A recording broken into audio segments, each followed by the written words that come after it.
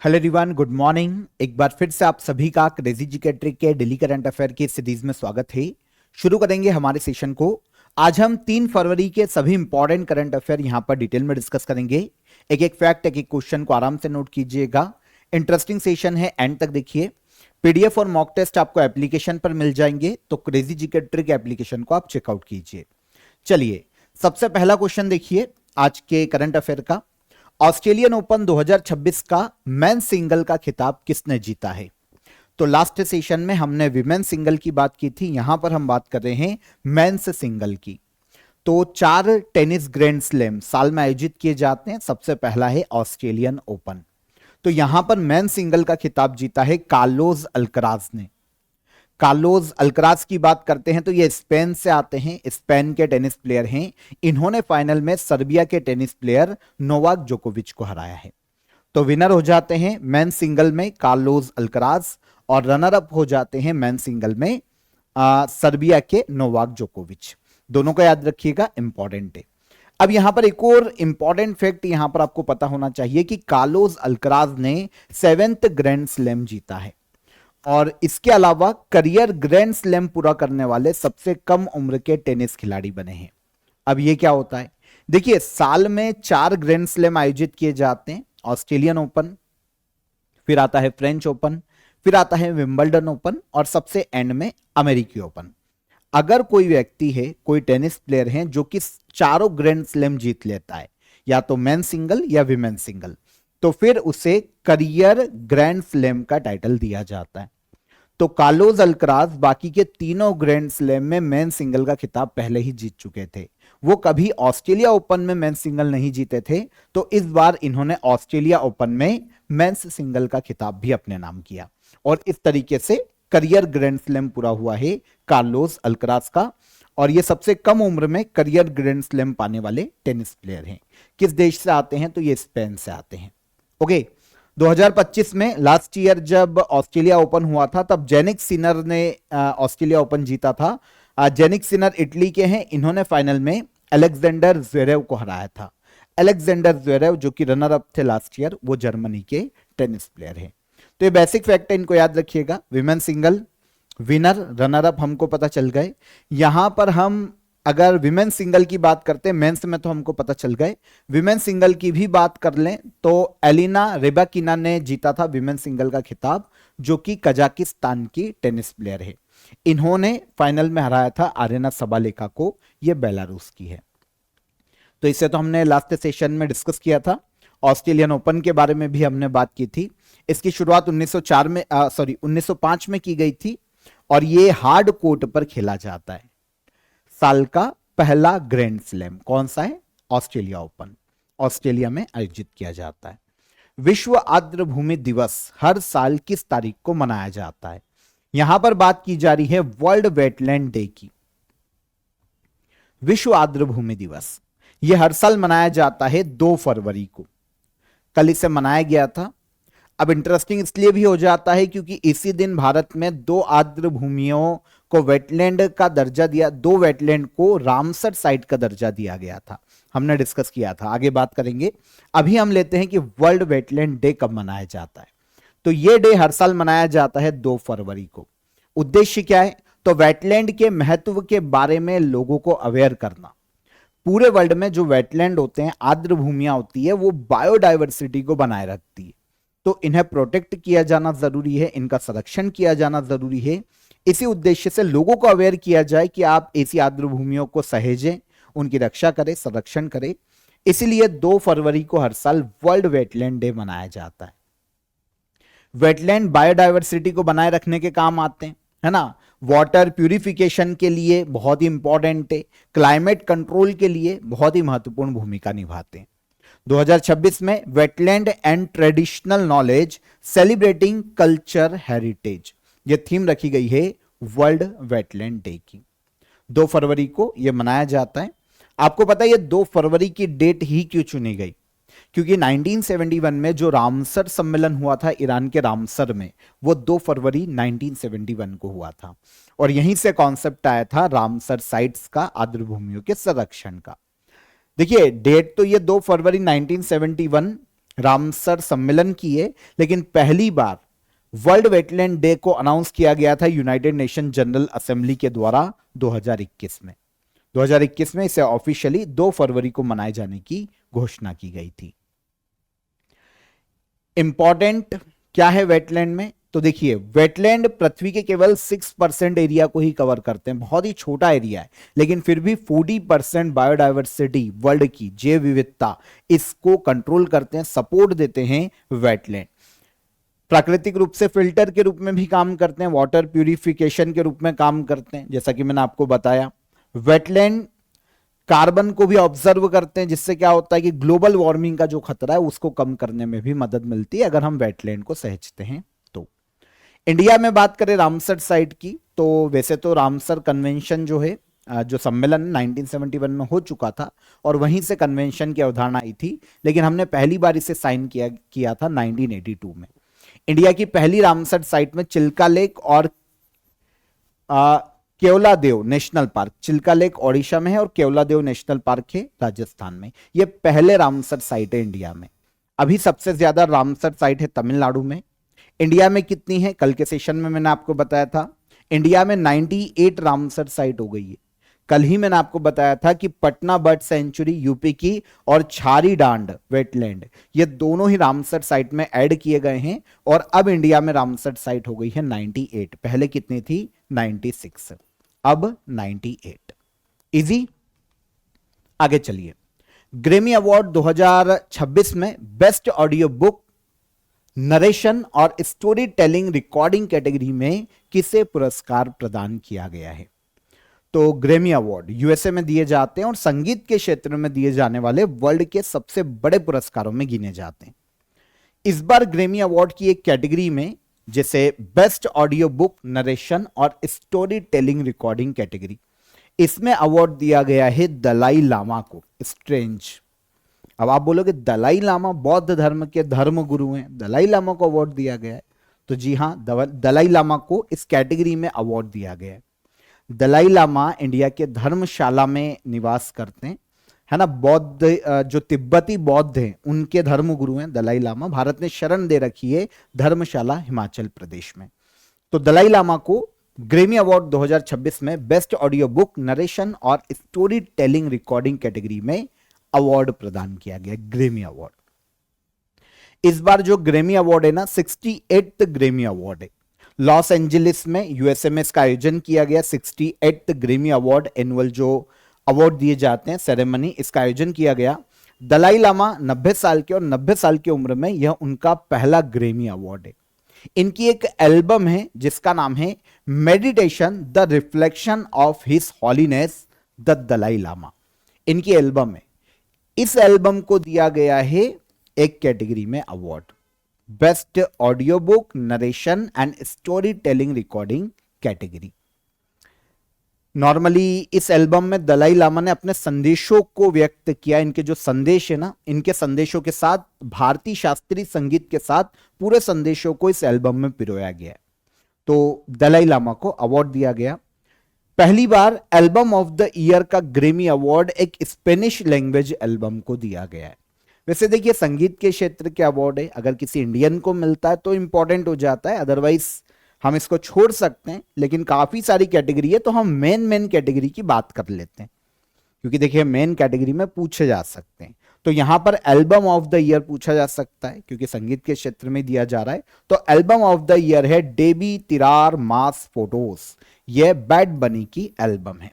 Record of the year ये है Luther, Kendrick Lamar and SZA, इनकी एल्बम है लूथर, इसे दिया गया है रिकॉर्ड ऑफ द ईयर का अवार्ड। और सॉन्ग ऑफ द ईयर है वाइल्ड फ्लावर, जो कि बिली एलिश का सॉन्ग है। तो ये हो गया album of the year, record of the year, song of the year. मेरे को पता है ये याद नहीं होंगे आपको क्योंकि नाम भी अजीब हैं और बहुत कम सुनने को मिलते हैं। तो ठीक है, एक बार नजर डाल लेना। बहुत रेयर है कि यहां से क्वेश्चन पूछा जाए, लेकिन फिर भी एक बार के लिए हमको ये कैटेगरी तो देखनी पड़ेगी। और दलाई लामा की तो इंपॉर्टेंट है ही है, तो वो हमने यहां पर डिस्कस कर ली। ग्रेमी अवार्ड 2025 जब दिया गया था ना, तो एक इंडियन अमेरिकन वोकलिस्ट और एंटरप्रेन्योर चंद्रिका टंडन को एक अवार्ड दिया गया था। ये भारतीय मूल की अमेरिकी नागरिक है। बेस्ट न्यू एज, एम्बियंट और चांट एल्बम कैटेगरी, इसमें इनको ग्रेमी अवार्ड से सम्मानित किया गया था। चंद्रिका टंडन का एल्बम था त्रिवेणी, है ना, तो इस एल्बम के लिए इनको लास्ट ईयर मिला था, तो मैंने आपको नोट में बता दिया है। ग्रेमी अवार्ड यूएसए में दिए जाने वाले म्यूजिक के क्षेत्र में दिए जाने वाले अवार्ड है। पहली बार इनकी शुरुआत की गई थी 1959 में, पहली बार आयोजित किए गए थे, यूएसए में दिए जाते हैं। कुछ इंडियंस को भी दिए गए हैं अलग अलग समय में, मैंने मेंशन कर दिए। देखिए इतना याद करने की जरूरत नहीं है हमको, लेकिन जाकिर हुसैन, रिकी केस, रविशंकर, बहुत सारे लोग हैं जिनको ये अवार्ड दिया जा चुका है। तो यहां पर मैंने आपको एक बार पॉज करके पढ़ लेना नाम, क्योंकि बहुत सारे इंपॉर्टेंट है, गुलजार जैसे नाम है, AR रहमान जैसे नाम है, तो एक बार पढ़ लेना। वित्तीय वर्ष 2026-27 के लिए सरकार द्वारा कुल व्यय कितना प्रोजेक्ट किया गया है?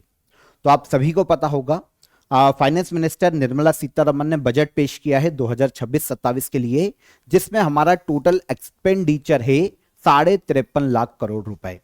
जो हमारे बजट का साइज है वो है 53.5 लाख करोड़ रुपए। पिछली बार ये जो साइज था वो ऑलमोस्ट 50 लाख करोड़ रुपए के आसपास था, अब ये साइज बढ़कर हो गया है 53.5 लाख करोड़ रुपए।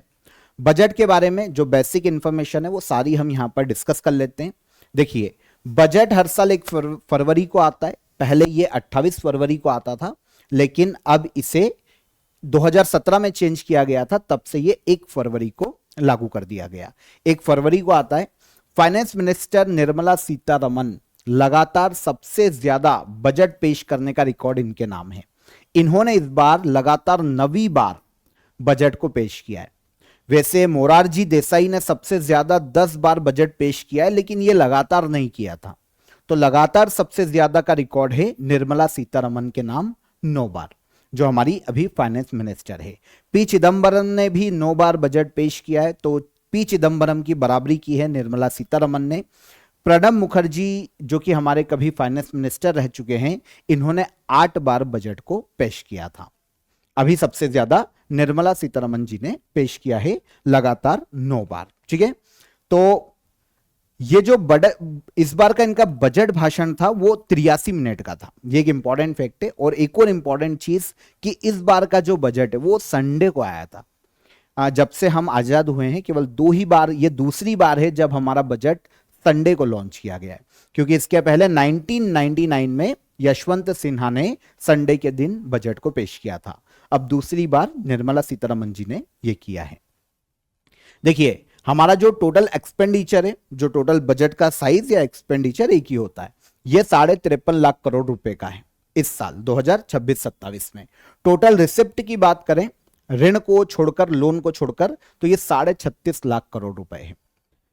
सेंट्रल गवर्नमेंट की कुल कर प्राप्ति जो टैक्स रेवेन्यू रहेगा 2026-27 में, ये ऑलमोस्ट 28.7 लाख करोड़ रुपए तक रहने का अनुमान है। जो हमारा फिजिकल डेफिसिट है, राजकोषीय घाटा, ये हमारे जीडीपी का 4.3% तक रहने का लक्ष्य है। लास्ट ईयर ये 4.4% तक का टारगेट रखा गया था, इस बार ये टारगेट रखा गया है 4.3% का physical deficit. Public capital expenditure की बात करें, मतलब इंफ्रास्ट्रक्चर और ऐसी चीज जहां से हमें भविष्य में इनकम होगी, भविष्य में उसका फायदा मिलेगा, तो कैपिटल एक्सपेंडिचर हमारा इस बार रखा गया है 12.2 लाख करोड़ रुपए।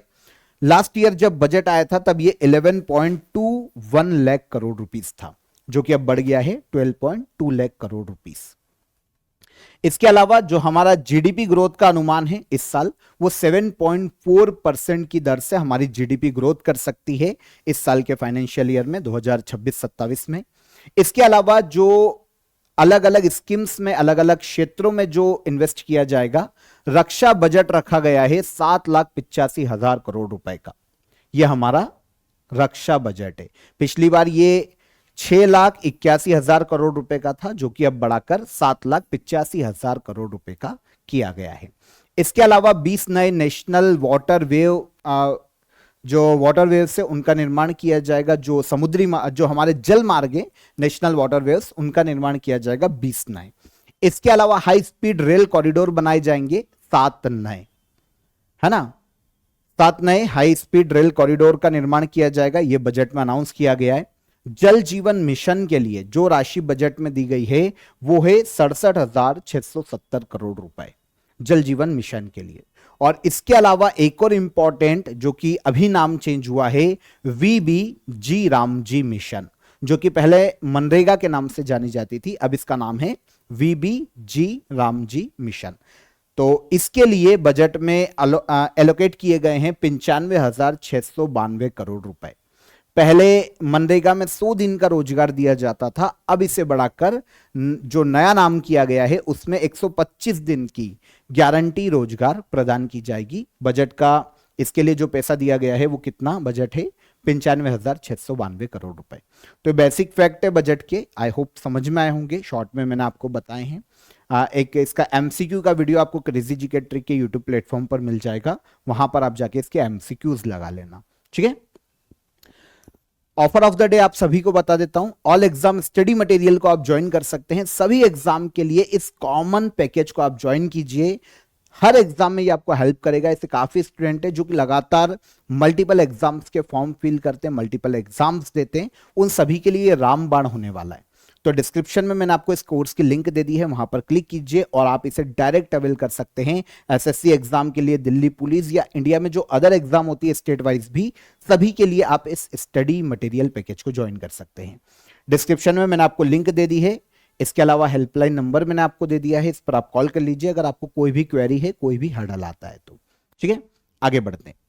प्रधानमंत्री नरेंद्र मोदी ने पंजाब के आदमपुर हवाई अड्डे का नाम बदलकर किस महापुरुष के नाम पर रखने की घोषणा की है? तो भारत के पीएम नरेंद्र मोदी ने पंजाब के आदमपुर हवाई अड्डे का नाम श्री गुरु रविदास जी के नाम पर चेंज किया है। तो आदमपुर एयरपोर्ट कहां है? तो यह भारत के पंजाब राज्य में देखने को मिलता है। भारत के पीएम अभी पंजाब की यात्रा पर थे और यहां पर इन्होंने आदमपुर एयरपोर्ट का नाम श्री गुरु रविदास जी एयरपोर्ट कर दिया है। इसके अलावा एक और एयरपोर्ट है लुधियाना में, हलवारा एयरपोर्ट। इसके जो नया टर्मिनल बनाया गया है उसका इनॉग्रेशन भी भारत के पीएम के द्वारा किया गया। ये जो हलवारा एयरपोर्ट है ना, ये इसलिए भी इंपॉर्टेंट हो जाता है क्योंकि ये भारतीय एयरफोर्स का एक प्रमुख बेस है, एयर बेस के रूप में ये काम में लिया जाता है। तो इसका नया टर्मिनल बनाया गया और इसके अलावा पंजाब में ही आदमपुर एयरपोर्ट का नाम अब किया गया है, जालंधर के पास में स्थित है ये श्री गुरु रविदास जी एयरपोर्ट। यहां पर गुरु रविदास जी की अगर हम बात करते हैं तो ये 15th 16th सेंचुरी के भक्ति आंदोलन के एक महान संत थे, समाज सुधारक माने जाते हैं, ठीक है। इनका बर्थ प्लेस देखने को मिलता है यूपी के वाराणसी में। समाज सुधार के लिए समाज में फैली हुई जो छुआछूत है उनके खिलाफ इन्होंने काफी काम किया है। इवन इनके 40 जो शब्द है ना, सिखों के ग्रंथ गुरु ग्रंथ साहिब में भी देखने को मिलते हैं। तो सिखों में भी पूजनीय है और अलग अदर कम्युनिटीज में भी पूजनीय है।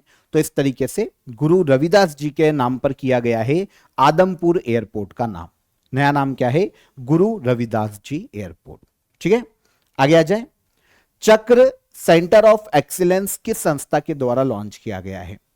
चक्र सेंटर ऑफ एक्सीलेंस ये एक प्लेटफॉर्म है जिसे लॉन्च किया गया है एसबीआई के द्वारा, एक इनिशिएटिव की तरह इसे लॉन्च किया गया है, एसबीआई ने इसे लॉन्च किया है।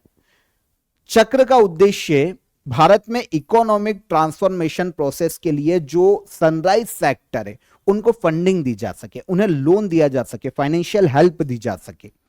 सनराइज सेक्टर कौन कौन से आगे बात करेंगे। तो इन सेक्टर में फाइनेंसिंग प्रोवाइड करना ये एसबीआई की चक्र सेंटर ऑफ एक्सीलेंस स्कीम का मुख्य उद्देश्य है। एक knowledge driven centre of excellence से एक पोर्टल की तरह इसका निर्माण किया गया है। भारत के सनराइज सेक्टर को फाइनेंस दिया जाएगा ताकि भारत को सस्टेनेबिलिटी और जीरो जो नेट कार्बन उत्सर्जन है उसके लक्ष्य को इंडिया प्राप्त कर सके। यहां पर एक ही वर्ड कंफ्यूज कर रहा है, सनराइज सेक्टर। तो देखिए काफी सारे सेक्टर आते हैं इसमें, ऐसे उद्योग जो कि नए हैं लेकिन भारत के भविष्य में है ना महत्वपूर्ण योगदान देंगे, तेजी से बढ़ता हुआ इनका भविष्य, इकोनॉमी को बदलने की इनमें क्षमता है। तो ऐसे जितने भी सेक्टर हैं उन सभी को सनराइज सेक्टर कहा जाता है।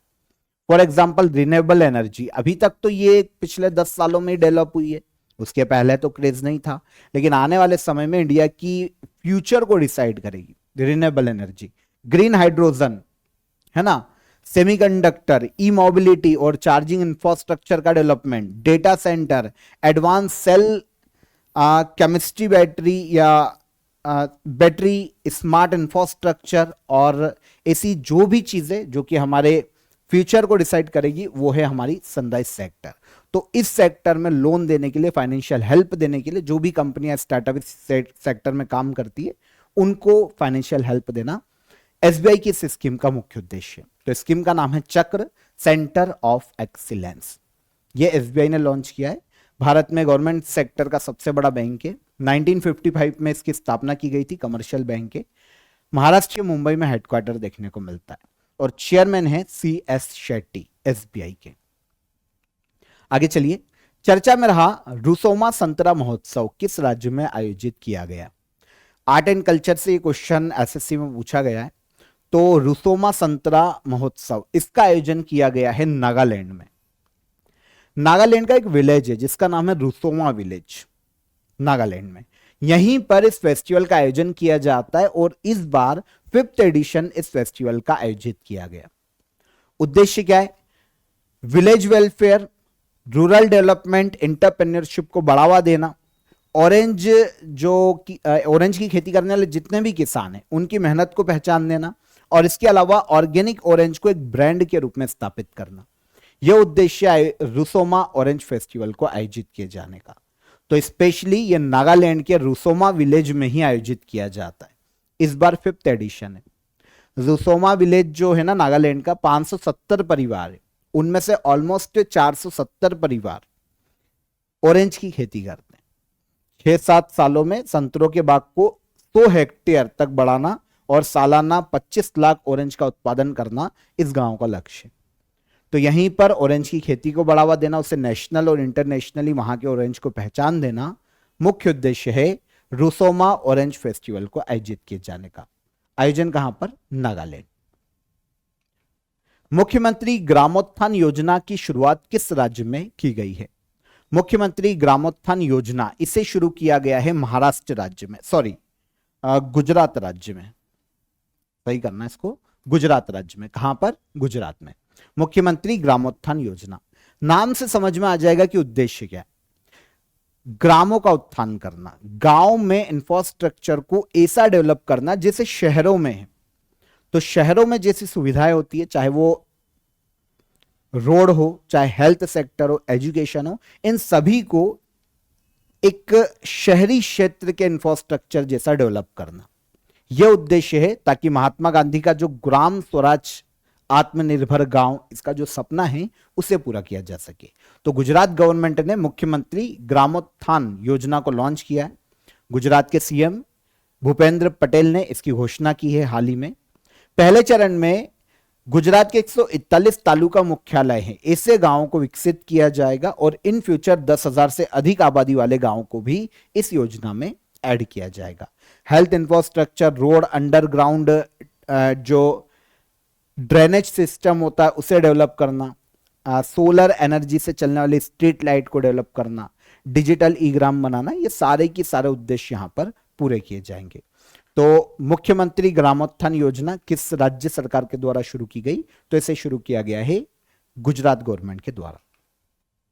थाईलैंड मास्टर्स 2026 में BWF सुपर 300 विमेन सिंगल का खिताब किस भारतीय खिलाड़ी ने जीता है? तो थाईलैंड मास्टर 2026 में BWF सुपर 300 में विमेन सिंगल का खिताब जीतने वाली प्लेयर है देविका सिहाग। देविका सिहाग ने ये जो खिताब है वो अपने नाम किया।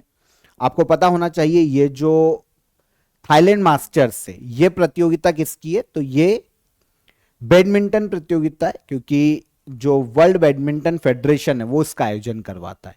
वर्ल्ड बैडमिंटन या बैडमिंटन वर्ल्ड फेडरेशन के नाम पर ही इसका नाम BWF सुपर 300 पड़ा है। ठीक है, तो थाईलैंड मास्टर्स 2026 का हाल ही में आयोजन किया गया था थाईलैंड के बैंकॉक में, और यहां पर BWF सुपर 300 जो टूर्नामेंट है वो खेला गया, और यहां पर विमेन सिंगल का खिताब एक इंडियन ने जीता है, देविका सिहाग। ये आती है हरियाणा से। इन्होंने फाइनल में मलेशिया की गोह जिन वेई को हराकर यह खिताब जीता। और इस तरीके से BWF सुपर 300 खिताब जीतने वाली तीसरी बैडमिंटन प्लेयर बनी है कौन? देविका सिहाग। तीसरी इंडियन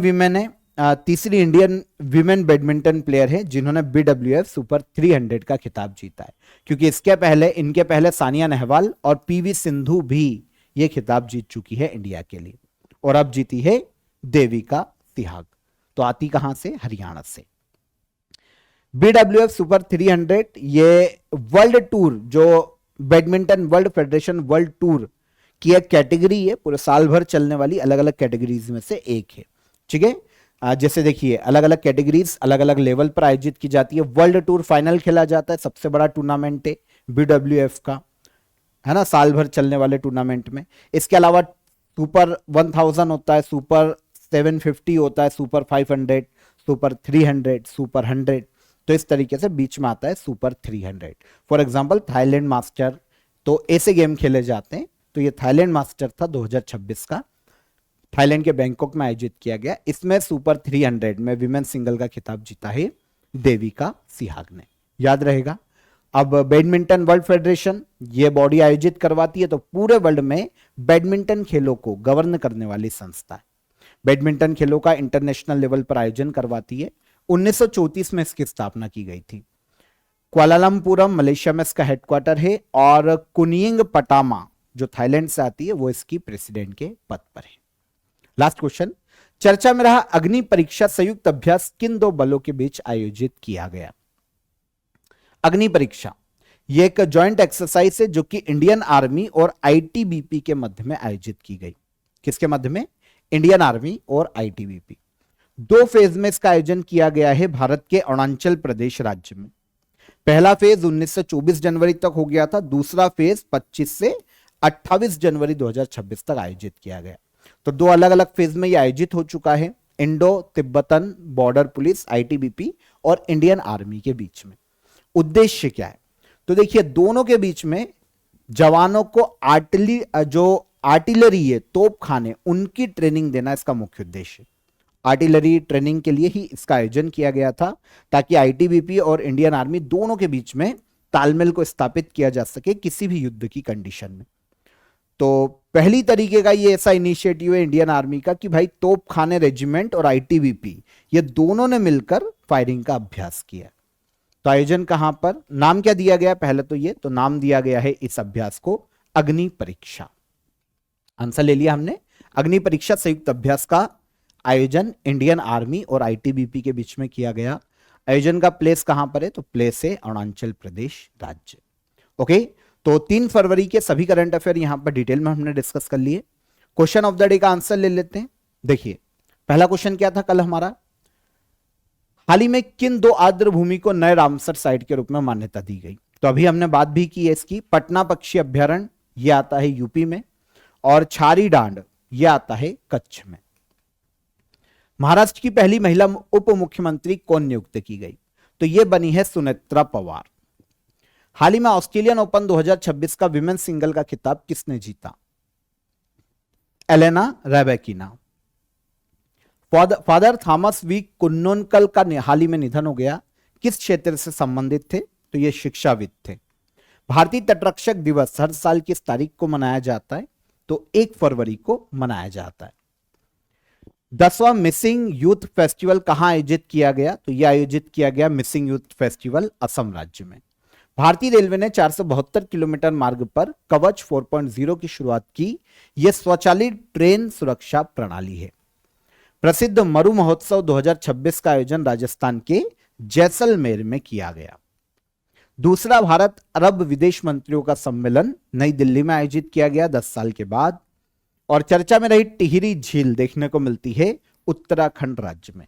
ये सारे करंट अफेयर कल के थे। क्वेश्चन ऑफ द डे का आंसर देखिए, कौन सा भारतीय राज्य 3 अंतरराष्ट्रीय सीमाओं से घिरा हुआ है? तो यह है सिक्किम। भारतीय संविधान में समवर्ती सूची कंकरंट लिस्ट ली गई है ऑस्ट्रेलिया के संविधान से।